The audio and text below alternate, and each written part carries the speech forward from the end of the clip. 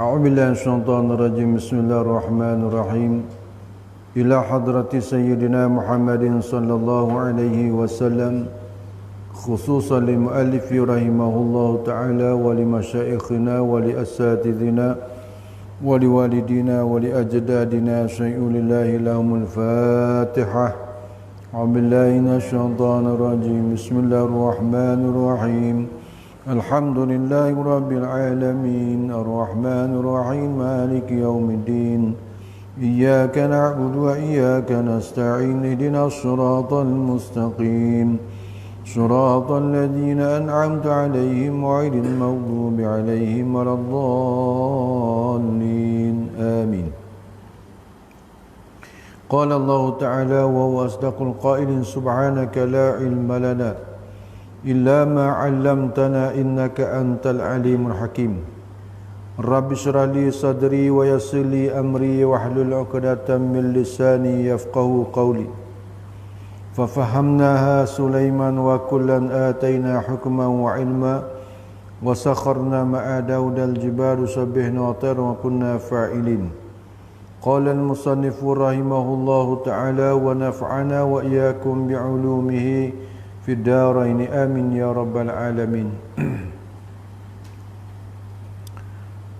Dan akmalnya bahawa dimandikan dia dalam khulwah dan pada bajunya yang buruk atas tempat yang tinggi dengan air yang sejuk, melainkan kerana hajat, dan bahawa mendudukkan dia oleh yang memandi cenderung kepada belakangnya dan menghantarkan tangan kanannya di atas belikaknya dan ibu tangannya pada lubang tengkuknya dan disandarkan belakangnya dengan kepala lututnya yang kanan dan mulai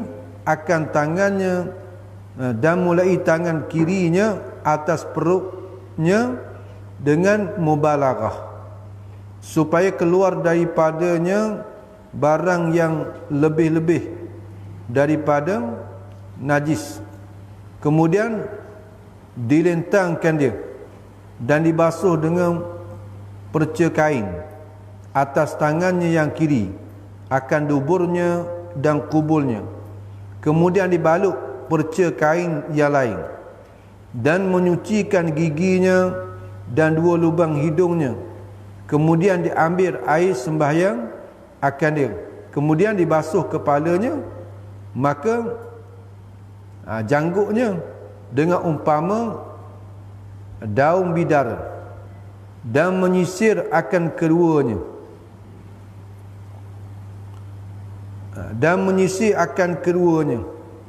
dengan sisir yang luas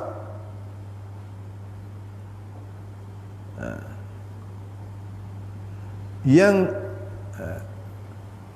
luas giginya dengan perlahan-lahan dan dikembalikan bulu-bulu yang gugur pada tempatnya.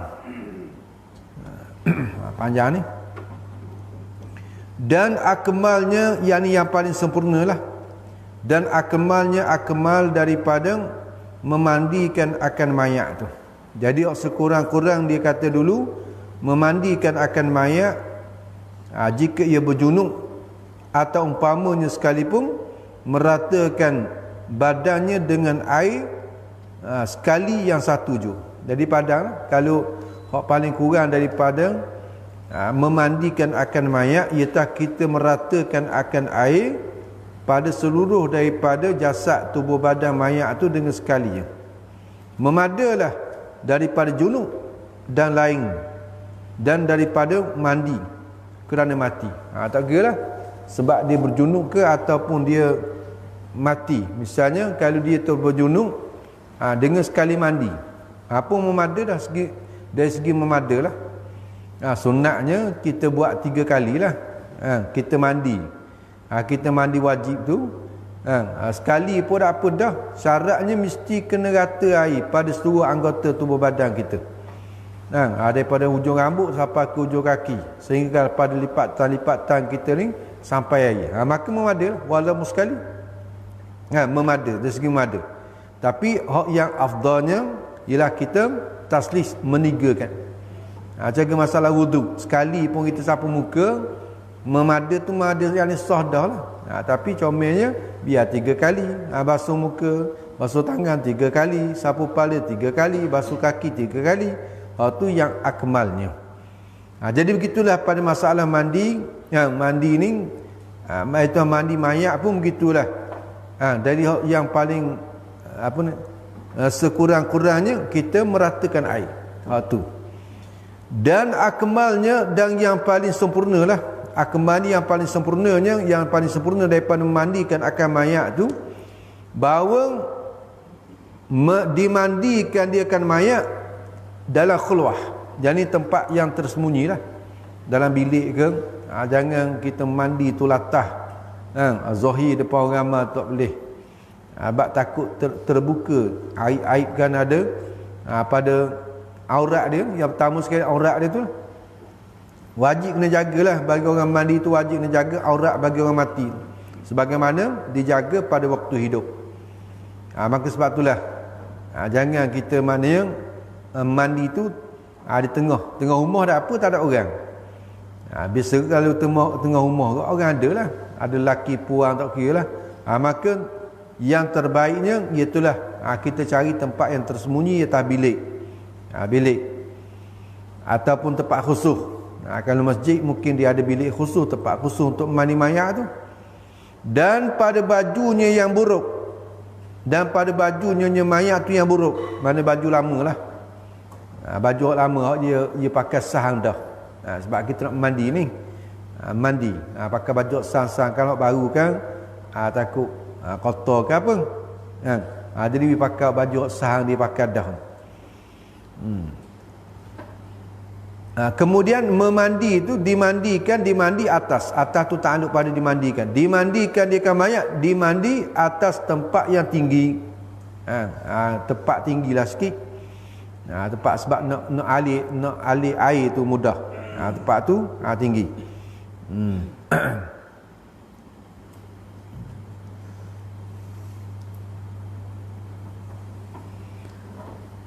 Dengan air yang sejuk. Dengan air yang sejuk. Mana air sejuk ni air biasalah. Bukan sejuk mana air campur dengan air batu tu tak. Bukan air tu. Air biasalah. Kalau kita kata kalau air kolah ni ataupun air pahit, normal lah, normal. Tu hot sejuk. Kita kata air biasa. Bukan air suam. Bukan air sejuk air batu tu. Air biasa.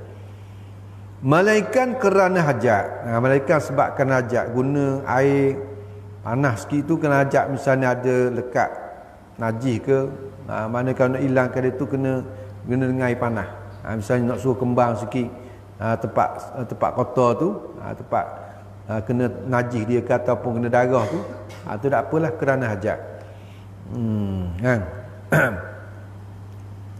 Dan bahawa dimandikan dia, dan bahawa mendudukkan dia kan mayat, dan bahawa mendudukkan dia kan mayat tu menduduk oleh yang memandi. Menduduk tu cenderung kepada belakangnya. Duduk pada belah belakang tu biar terakak sikit. Belakang dia tu, belakangnya mayat tu lah. Belakang mayat tu akak sikit. Dan menghantarkan tangan kanannya, kanan-kanan bagi yang memandi tu, atas belikat bagi mayat. Belikat ni belakang ni, dia panggil belikat ni, kawasan belikat ni, tapu tu. Kita kata tapu lah. Lek tangan kanan tu kita tapu belikat mayat tu. Ni kena ngaji suku lah. Kena cari orang yang biasa mandi mayat, kena buat secara praktikal. Kalau kita Ngaji kau ni tak apa ni teori ni. Cara pergi buat haji lah, bak haji umrah ni tak apa, tawaf lagu mana. Ngaji sangat dah tapi tak haji pergi Mekah. Ada tahu kaedah tawaf, kaedah sa'i, kaedah cukur, kaedah melontar di jamrah tak erti. Jadi kalau kita pergi sekali dengan kita tengok cara praktikal, maka sebenarnya mudah dia, tak payah. Tapi kita tak biasa buat, jadi rasa sekekok payah. Jadi gitulah, kerana kita ni tak rajin mandi mayat, dan kita tak rajin pun tengok orang mandi mayat misalnya, tak rajin tengok mandi mayat, jadi kekoklah kita. Padahal ikutlah nak mandi macam-macam mana kau nak ikutnya.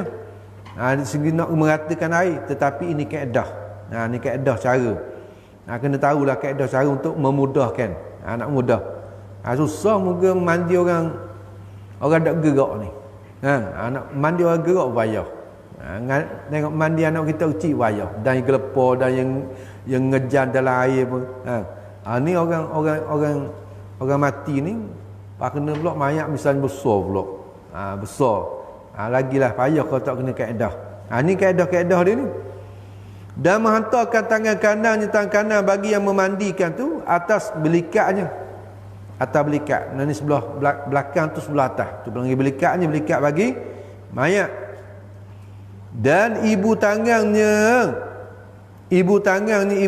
bagi yang memandi itu pada lubang tengkuknya, lubang tengkuk mayat. Lubang tengkuk ni. Mana tekan lubang tengkuk tu. Tu. Ibu jari ni. Dan disandarkan belakang mayat. Sandar tu dengan kepala lututnya kepala lutut yang memandikan. Akak sikit dia sandar itu. Ni kalau kita mandi seorang lah. Mandi seorang, tapi learning ramai dah, seorang dua lah. Kena ada pembantu lah. Pembantu ni kalau sekiranya kita seorang, kalau tidak payah nak baling kiri, nak baling. Kalau ramai nak apa? Kalau ramai kan, kalau misalnya dia tak nak ramai, tu dia pegang. Orang ni pegang kepala, orang ni pegang belikat, orang ni pegang pinggang, orang ni pegang peha, orang ni pegang kaki. Mudah. Mudah dah. Nak mandi pun jadi mudah. Ni sekiranya kalau kita mandi tu, kodah kita seorang, kena tahu kaedah. Dan disandarkan belakang bagi mayat tu, disandarkan dengan kepala lutut bagi yang memandikan. Kena pakai belakang alat-alat tubuh kita ni. Yang akan tangan kiri yang memandikan mayat tu melalui atas perut bagi mayat. Melalui itu mana tekan, melalui ini mana kita gerakkan tangan kita tu dengan mubalarah. Dengan kita kuat sikit mubalarah ni, supaya keluar daripada mayat tu barang yang lebih-lebih. Apa dia barang lebih-lebih? Bayarnya daripada najis. Mana kalau ada tai ke apa ke, sebab kadang-kadang kesakitan mati ni, kesakitan keluar roh ni, siapa mereka lebih najis lah. Galik kan, mayat yang tak mandi lagi kan bau kan, bau banyak kan, bau najis lah, bau tai, sakit sampai setara tu. Tu kan, sakit setara tu. Kalau tanya orang puan sakit nak beranak tu tak rajin tak sampai begok. Ya, tak rajin tak. Sakit dah sampai begok tak rajin. Ni sakit mati ni sampai bekat ni. Sebab itulah dalam sakit yang paling sakit sekali dalam tubuh badan kita lah sakit mati. Tu sakit mati. Ni akan rasa belaka ni, sakit mati ni. Jadi sebab itulah kita mencari amalan-amalan yang boleh menyebabkan kita ni kurang sakit ketika kita mati. Kurang azab pada waktu kita mati. Ni sampai mereka boleh keluar najis, air kencing, tubik tahi, sebab sakit keluar roh tu. Tu. Jadi untuk nak hilangkan segala sakit baki. Sebab apa? Sebab nanti kalau kita tak tekan, tak membalarah tekan tu, boleh jadi kaki waktu kita kapang kaki tubik pula. Tu yang akan tubik pula. Tu. Jadi bila tubik pula, jadi mengotorlah. Jadi kotorlah kepada kain kapang tu. Kotorlah. Kemudian dilentangkan di mayat. Lepas pada sandar tadi, lepas pada tekan dah keluar dah najis tak ada dah, agak-agak pada sengkaan kita orang mandi dia, ada urut-urut perut dia tu, ada pelalu-pelalu atas perut dia tu, rasa-rasa tak ada dah najis ni, maka lentang pula. Tak netang dia. Tak lentangkan dia, yang ni kita letak netang lah, akan dia mayat, dan dibasuh dengan perca kain. Perca kain ni hujung kain, perca ni yang ada hujung kain, dibasuh atas tangannya yang kiri. Mana tangan kita kiri lah, yang kiri tangannya, tangan yang memandi tu yang kiri. Dibasuh tu akan duburnya jubur mayat. Macam kita lah, kita pun orang hidup ni basuh begok kita, sunat dengan tangan kiri lah. Basuh begok, basuh kecing, pegang kemaluan depan belakang kubur dubur ni dengan tangan kiri. Itu sunat. Jangan pegang tangan kanan. Tapi kalau tak serasa tangan kiri, tak serasa lah, tak ada tangan kanan lah. Hak benda yang baik, kita gunakan tangan kanan. Makan, minum, tu tangan kanan. Ada pun basuh begok, basuh kecing, biar dengan tangan kiri. Ini sunnah ni. Ini setengah daripada sunnah. Dan begitulah pada waktu kita memandikan mayat. Mandikan mayat, mana kita nak gosok punggung dia tu, nak gosok kemaluan depan, kemaluan belakang tu, maka sunat kita gunakan dengan tangan kiri kita. Dan kadang maknanya kita pakai perca kain. Tadi pakai seluar tangan dah ni, tak apalah. Dulu pakai perca kain, dulu diambil kain apa, kain itulah, kain buat kapal tu, sebagiannya ada buat sebagai sarung tangan. Cukup lekat lah. Orang mandi mayat ni memang dia cukup lekat. Jadi dibasuh tu akan duburnya dubur mayat dan kuburnya. Dubur ni kat belakang, jubur tu lah, dan kubur ni kemaluan depan. Kalau laki-laki zakar, kalau perempuan farad. Kemudian dibalut perca kain yang lain. Lepas tu balut pun lah, dengan perca kain lain.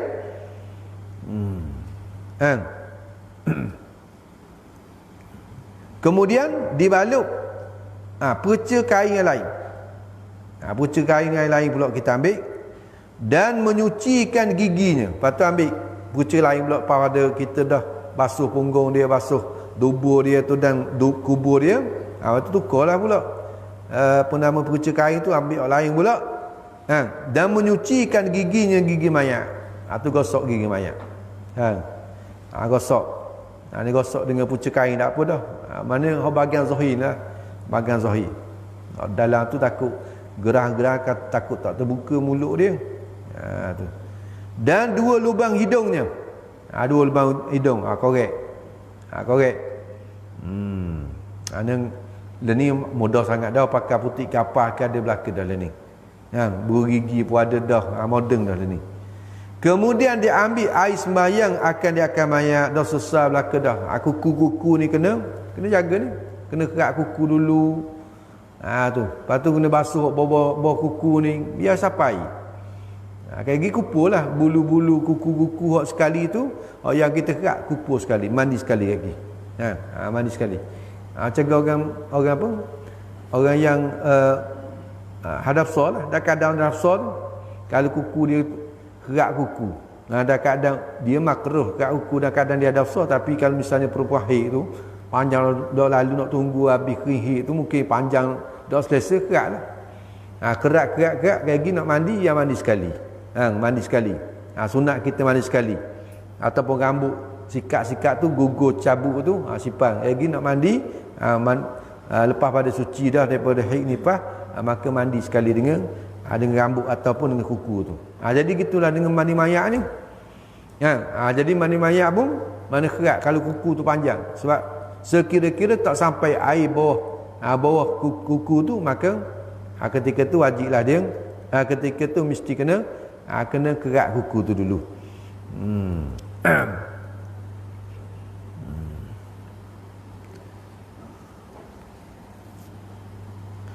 Kemudian dia kata diambil air sembahyang akan dia akan mayat. Lepas tu kita tolong ambil sembahyang lah. Ambil sembahyang wuduk. Kita wuyik. Dia tu dengan kaifiat wuduk lah. basuh muka, basuh tangan, sapu kepala, basuh kaki. Tu. Kemudian dibasuh kepalanya, kepala mayat. Lepas tu basuh kepala mayat, basuh. Basuh dengan sampo, dengan sabun macam biasalah. Tubuh tadi dengan sampo, dengan apa? Dengan sabun lah, sabun. Ataupun sampo badan. Dia ada kalau ni sampo badan, sampo rambut, dia ada sampo belaka. Maka janggutnya lepas pada tu janggut. Atas pada kepala. Maka litartib. Mana maka ni fa litartib. Lepas pada basuh kepala tu yang ni rambut-rambut tu, basuh, maka janggutnya ni bagi mayat lelaki. Bagi kemudian janggut. Kalau janggut tu kita janggut tebal lah. Janggut tebal tu maka wajib ni sampai air. Dengan umpama daun bidara. Hak tadi ambil semaya tadi sesat dah mandi tu. Hak ni basuhan yang seterusnya kita basuh tu dengan kepala tu dengan umpama dia kata air bidara. Air bidara. Kenal tak kok bidara? Kok bidara kan? Batang duri tu. Jadi orang tahu, orang kenal lah. Kalau orang juru mandi dia tahu. Tu. Kok bidara. Dan menyisir akan keduanya, akan kepalanya dan janggutnya. Dan menyisir yang menyikat. Dan menyisir akan keduanya dan menyikat akan keduanya, akan kepala dan janggutnya. Kepala mayat dan janggut mayat tu dengan sisir yang luas giginya. Mana hok jaranglah. Mana kalau pakai sai tu jangan pakai sikat kapik. Sikat kapik tu dia banyak tu cabut rambut lagi. Jangan pakai sikat kapik, pakai sikat kan dia opsol. Opsol tu dia orang puang kan, puang belum daripada dia nak sikat kapik dah, moga orang puang baliknya dia penternak kan. Dia penternak gutu. Tu. Kita gata-gata sikit, ambil tu berung cukup lah apa lah. Jarang orang lelaki ada gutu. Jarang orang lelaki ada gutu. Rambut mula jadi rambut pendek. Orang puang jarang tak ada gutu. Tu. Galik kat penternak boleh nak. Jadi kalau puan bila nak sisir kan rambut dia panjang libung itu, kalau dia ambil sikat kapik lalu sakit lah dia. Jadi dia kena peluruh tu. Hak sempat sipur tu dia ambil sikat hak yang jarang dulu. Lepas tu dia barulah dia pakai sikat kapik. Golik gitu. Jadi hak mayat ni kita pakaikan itu sikat dia dah. Sikat yang jarang tu. Yang luas giginya, gigi bagi sisir tu. Dengan perlahan-lahan beralu, mana beralu kita sikat kepala bagi mayat tu. Tu nak beradang jugalah, pasal tu lama. Lama sejam. Mandi sapu ni kapan ni kalau mayat lelaki sejam, kalau puan ni lebih pada sejam, mungkin boleh jadi sejam setengah. Sebab dia orang puan kan rambut panjang, banyak masalah orang puan ni. Tu lebih orang panggil lebih beralu daripada orang lelaki, orang puan.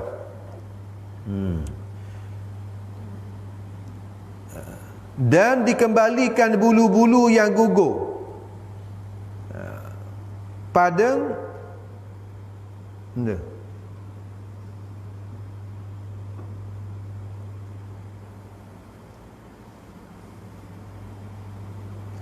kapangnya. Dan dikembalikan bulu-bulu yang gugur pada yang di dalam kapang, pada tu zarfiyah. Pada yang ni di dalam kapangnya. Tu mana kaki letak dalam kapang sekali. Masa kita basuhlah. Tadi lah kuku-kuku kerak tu, cokel-cokel selah kuku apa. Ambak agak se tu. Tu kan. Kuku kaki ke apa ke, dia kena sesar belaka. Lepas tu hak lebih-lebih kuku rambut tu letak sekali dalam kapang sekali lagi.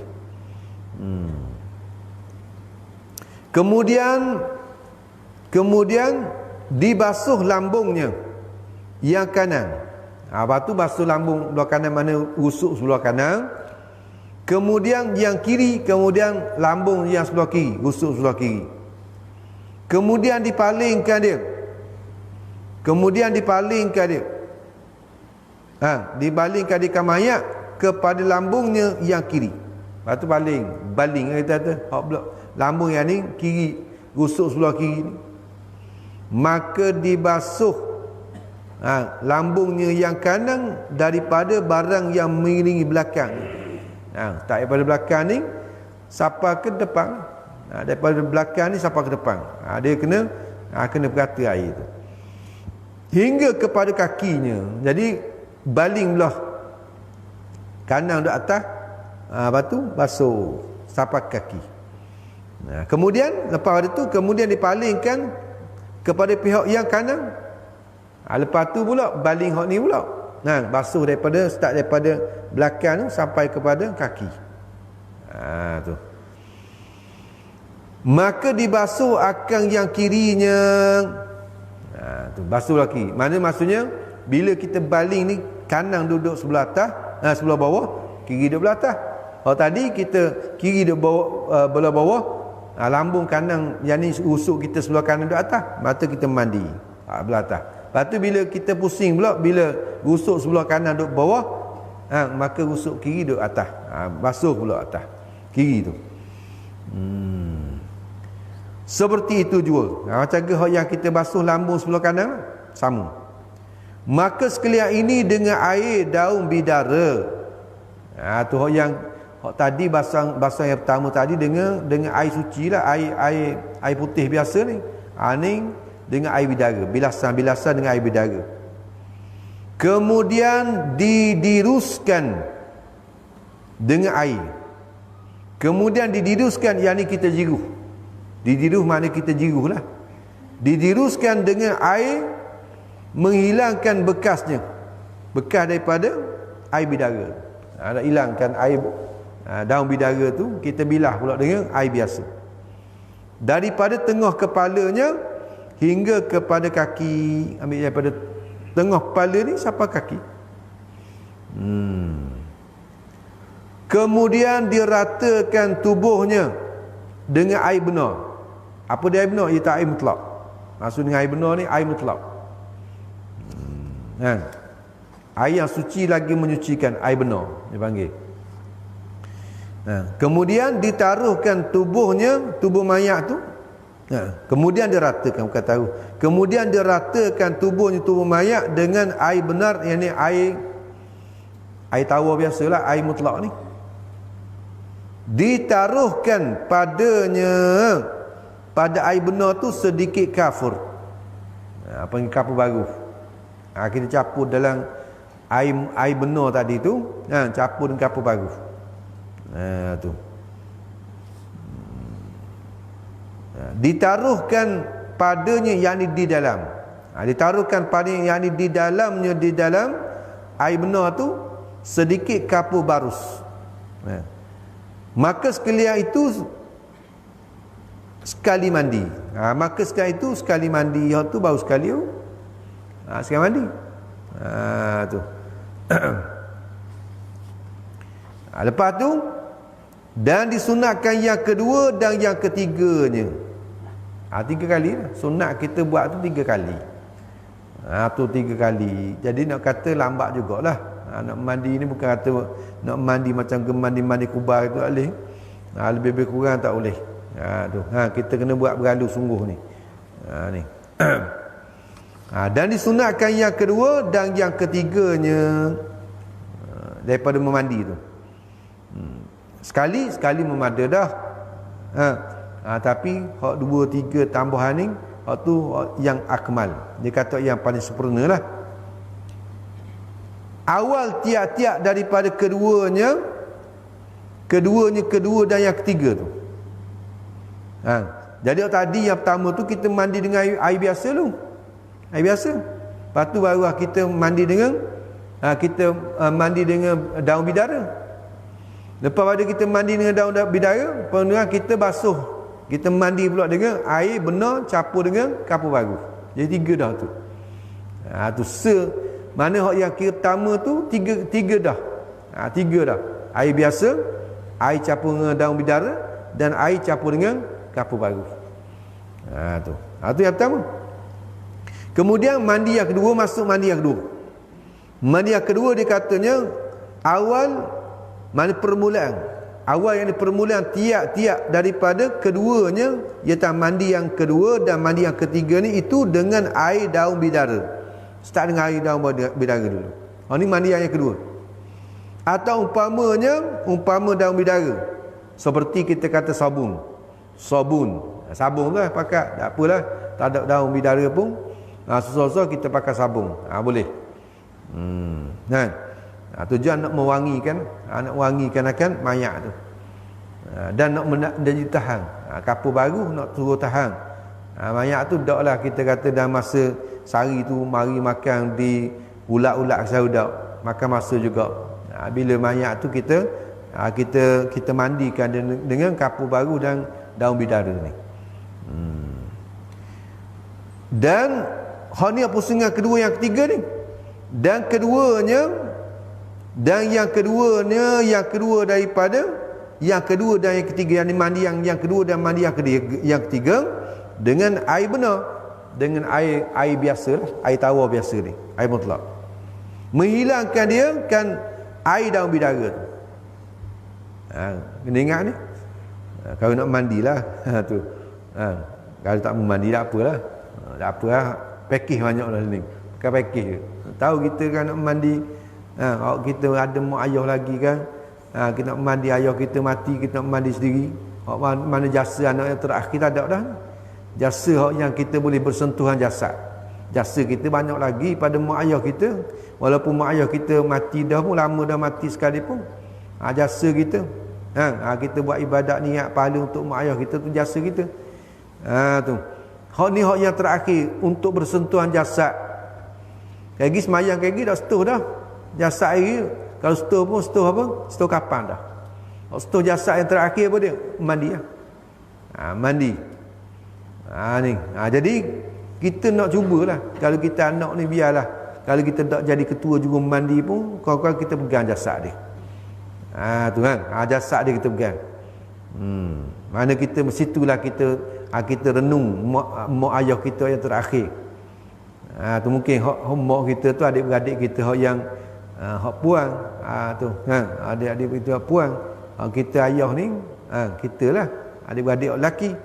Kita mana nak renung hak yang terakhir, nak tengok tangan dia, nak tengok kaki dia, nak tengok kulit dia, hak terakhir nak tengok hidung, mata, perhatilah masa tu. Tu jasa orang pernah berjasa ni, tangan orang pernah berjasa. Tangan ayah kita, mak kita berjasa ni. Yang mana siapa kita besar ni, tangan ni lah. Tangan ni. Tengok orang tangan, tengok apa, jadi satu kenangan besar tu. Jangan bila ayah mati, mak mati, awak tak tahu je. Duk tanah cuba supaya ramai juga. Duk jaga tong duit. Jangan. Kita lebih-lebih lagi kita orang ngaji ni jagalah ni. Kita utamakan kita dulu. Malaikat kita tak mampu baru dah. Gitu kalau salah. Jadi semayang mayat, terimam semayang mayat, kita sebagai anak kita patut kena dahulukan kita lah. Kita ambil peranan. Tu hak ni yang paling afdal sekali. Hak paling aula sekali. Ialah anak. Dia susunan dah dulu. Ayah kepada si mati ataupun toki pada si mati. Ataupun siapa dia? Ita forong. Forong iaitulah anak. Anak tu. Pertama. Dan yang ketiga daripada mandi yang kedua dan mandi yang ketiga tu dengan air benar. Air benar ni ialah air tawar yang ditaruhkan pada air benar tu sedikit daripada kafur. Jadi hak mandi yang kedua, tadi mandi yang pertama 3. Mula-mula air benar, air dengan campur dengan daun bidara, lepas tu air campur dengan kapur baru. Tu mandi yang pertama selesai. Mandi yang kedua 3 kali kak. 3 pusingan. Mandi yang kedua 3 pusingan. Yang pertama dengan air bidara, kemudian air benar, kemudian yang ketiga air benar campur dengan kapur baru. 3. Air bidara mula-mula, lepas tu air benar, air biasa, kemudian air biasa campur dengan kapur baru. 3. Dan pusingan yang ketiga pun 3 kak. Mana? Pusingan yang ketiga air bidara dulu, air biasa, lepas tu air biasa campur dengan kapur baru. Jadi semuanya 9 kali. 9, 3, 3, 3. Mandi yang pertama 3 kali, mandi yang kedua 3 kali, mandi yang ketiga 3 kali. Jadi 9 kali. Tu lama juga, pasal tu nak pusing, nak gerak pun tu jadi lama. Tu kan. Lama. Nak kena orang mandi pula, orang lama juga.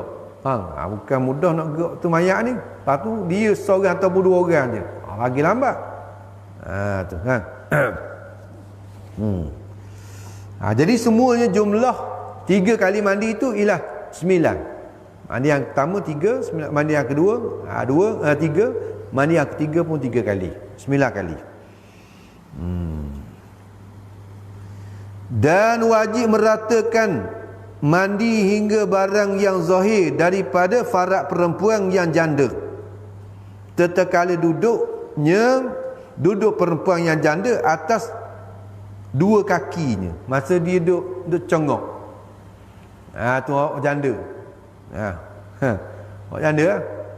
Bahasa orang janda ni dia ada lain sikit. Pada orang fikir, pada orang dara. Jadi orang janda ni orang yang penuh. Kita kata disetubuhi kan. Jadi dia tu bila dia duduk tu dia lebih mungkinlah dia lebih luas lagi pemandangan dia tu. Maka pemandangan ketika dia duduk tu hak mana zahir, hak tu wajib kena sampai. Wajib bagi orang mandi tu menyampaikan air. Kemudian hak dara ni dia mungkin kawasan dia tu sempit sikit. Maka sekadar dia duduk congok tu hak terbuka, kawasan terbuka tu saja. Tak payahlah mana sembuh batang pahit sampai ke tu dalam ke pakai tak boleh. Jangan menyakiti mayat. Mana basuh sekadar zahir. Sebagaimana mandi wajib lah. Tu mandi wajib bagi perempuan, dia kena menyampaikan air iaitu pada ruangan yang mana pada kemaluan iaitu farad dia tu yang zahir pada waktu dia duduk. Ketika dia qada hajat tu duduk tinggung tu mana buka tu wajib kena menyampaikan air.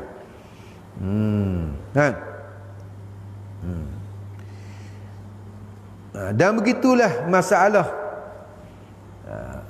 hak belakang ni dubur kita tu, jubur kita tu. Ni laki puan lah. Dia ada khipung kan. Khipung ni pasal tu kalau kita mandi wajib, laki puan mandi wajib, dia kena terang. Duduk congok lepas tu terang. Terang. Jadi kalau mandi tu dia mandi wajib pakai air hujan. Mandi hujan. Hak tu tidak duduk, tidak basuh ni. Hak khipung dia tu. Pasal khipung hidup dalam. Dia kena terang baru tubik. Macam nak terang berok kan. Terang berok baru tubik. Tubik tu. Hak ni. Hak apa? Tu lah. Macam ke tu dalam mutuskar. Apa dia panggil? Molok dia mutuskar tu. Tu. Jadi tu kena wajib menyampaikan air. Kena duduk congok. Duduk congok, lepas tu terang sikit. Jangan terang banyak kan. Tubik gembong susah pula. Masalah suku pula tubik gembong ni. Jadi duduk sekejap. Duduk tu lepas tu terang basuh. Wajib ni. Ketika kita mandi wajib, lelaki dan perempuan wajib. Kalau dia diri saja, maka tak sampai air tu. Maka tak sah, tak kata air. Kalau mandi wajib. Tu.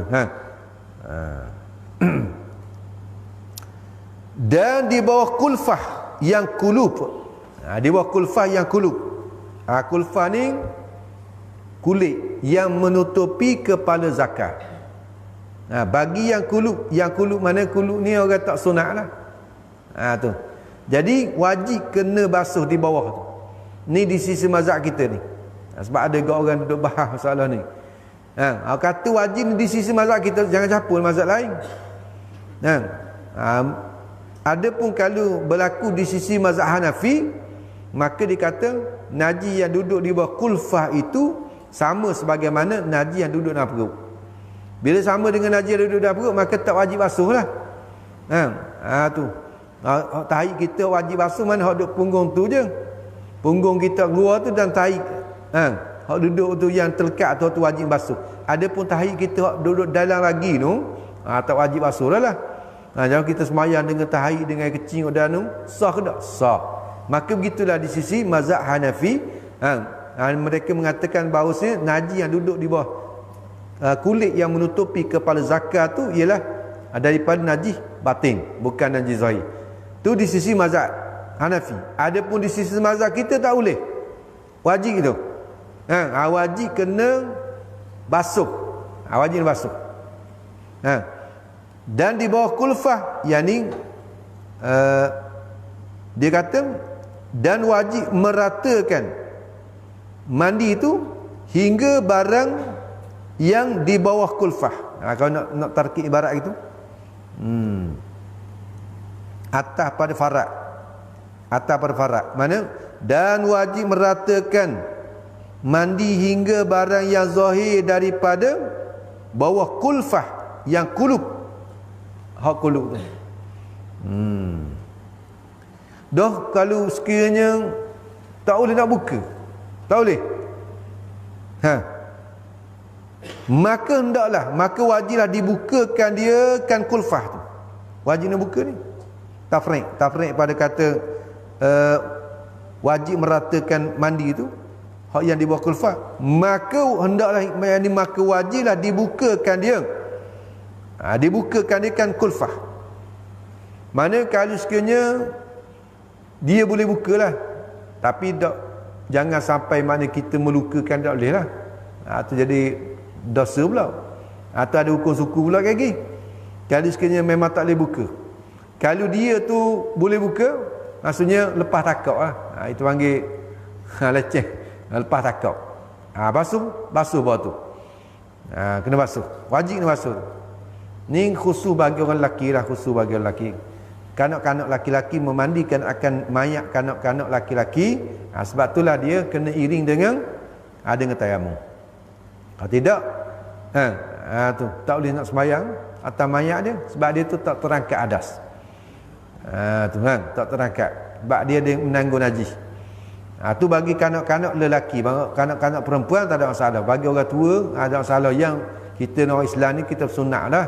Kita bersunat dah. Tak ada masalah dah. Ni bagi khusus bagi kanak-kanak lelaki. Wajib kena bukalah. Kalau boleh buka, maksudnya kalau benda tu boleh kita tarik tu kulit itu sehingga terbuka di bawah dan kita boleh basuh, menyampaikan air. Dan dibasuh barang yang di bawahnya, di bawah kulfah tu. Dan basuh barang yang di bawah kulfah jika mudah. Tu jika mudah lah. Dan jika kesukaran, kalau payah, payah, maksudnya kita tarik tu tak terbuka, atau panggil buta. Buta, kata Islam tu panggil buta ni. Buta. Maka pada kesukaran tu tafsil, yang ni ada uraian. Jika suci barang yang di bawahnya, di bawah kurfah, ditayamumkan dia. Tu ditayamumkan dia kan mayat tu, ganti daripada basuh. Tu mana cara nak menyuci dia tu tak boleh, melainkan kena ganti dengan tayamum, ganti daripada basuh.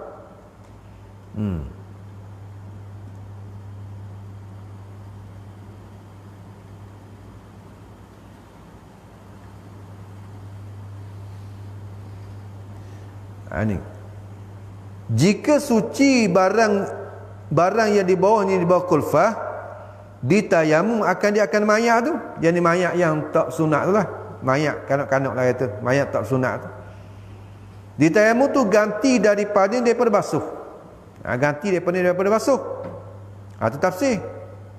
Dan jika najis, fardu takdim bawah tu memang najis. Ghalib najis lah, ghalib najis. Maka jangan ditayamum akan mayat tu, bahkan ditanamkan dekat mayat dengan tiada sembahyang. Tu mana tanam pakai nak sembahyang lah. Kalau sembahyang pun tak boleh, haram. Seperti orang yang faqidit tahuraini, seperti orang yang luput 2 alat suci. Orang yang luput ada 2 alat suci. Faqid tahura ini orang yang hilang ataupun luput 2 alat suci. Maka orang ni pakai tanang lah. Mandi, lepas tu pak tu tu tanang, pakai tanang gitu. Atas yang dikata, atas barang yang di atas hukum yang dikata oleh Syekh Ramli. Tu dia khilaf lah antara Syekh Ramli ni dengan Syekh Ibn Hajar. Syekh Ramli kata kalau dia tu bersih tayamum patut semayang. Kalau bawah tu tak bersih, kau najis, maknanya jangan tayamum dan jangan semayang. Tu tak sah, semayang pun tak sah. Di sisi apa dia? Di sisi Syekh Ramli. Kerana syarat tayamum menghilangkan najis. Syarat tayamum. Kerana dia kata syarat tayamum menghilangkan najis dahulu. Belum daripada tayamum tu kita kena hilang najis dulu. Ni memang dia najis dah apa tu. Tayamum boleh jadi apa? Tu di sisi Syekh Ramli. Dan kata Syekh Ibn Hajar, di tayamum dia akan mayat tu, yang ni mayat kanak-kanak tu lah. Tu kita tayamum. Kerana darurah. Tu jadi dak sedak lah siapa pekat dak semayang langsung. Tu dak semayang langsung ni walaupun mayat kanak-kanak nak kat semayang. Nak kat semayang. Tengok kita duk bahas apa? Dia hurai tu masalah sakit. Ia tahu orang yang keguguran kan. Ada yang sampai pekat wajib nak semayang tu. Jadi ni kita nak tanam dengan tak semayang tu jadi nampak kasar sangat. Tapi itu kau yang boleh kita pakailah, kau daripada Syekh Ramli. Jadi kita iktimak kita pegang ni ialah perkataan daripada Syekh Ibn Hajar lah. Yang kita buat dalam masyarakat kita ni ikut pendapat daripada Syekh Ibn Hajar, mana kita tayamum lah walaupun bawah dia najis sekalipun, memang najis lah kita kata. Ghalik ni bawah kulfah ni, bawah kulit tu memang ghaliknya ada najis lah, najis yang terkumpul di situ. Maka ketika tu tayamum sebab darurah. Tu. Dan sayugianya kita ditaklidkan perkataan Syekh Ibn Hajar ni. Dia kata tu musannif kita pun dia suruh kita taklid mengikutkan perkataan Syekh Ibn Hajar lah. Tu Syekh Ibn Hajar ini kerana ditanamkan mayat dengan tiada semayang itu ketiadaan hormah bagi mayat. Cara tak amat langsung ke mayat. Tapi nak pakai kaya tamu tak apa juga. Kau Syekh Ramli berapa, tapi nampak kasar sangat lah. Siapa tak ada hormat langsung ni, walaupun mayat kanak-kanak tapi kanak-kanak Islam, maka kita hormat dia, bolehlah kita semayang. Ini berdasarkan kepada pendapat daripada Syekh Ibn Hajar. Ni luah lalu fiqh ni. Tu fiqh ni bila khilaf kau luah lah kita ni. Kalau kata ijma' tak boleh nak semayang, pakai butuh ada. Bila khilaf kau ada. Orang ni kata boleh, orang ni kata moleknya semayang, orang ni kata tak boleh semayang, haram sampai pekat haram dah. Haram disemayangkan. Kena tanam gitu je. Orang ni kata mana diharuskan, boleh kita semayang. Bermula mayat yang uzur memandikan dia sebab ketiadaan air atau umpamanya seperti terbakar. Jika mandikan dia nescaya hancur, maka hendaklah ditayamumkan dia. Bermula mayat yang uzur memandikan dia kan mayat yang uzur ni. Mayat ni uzur sangat.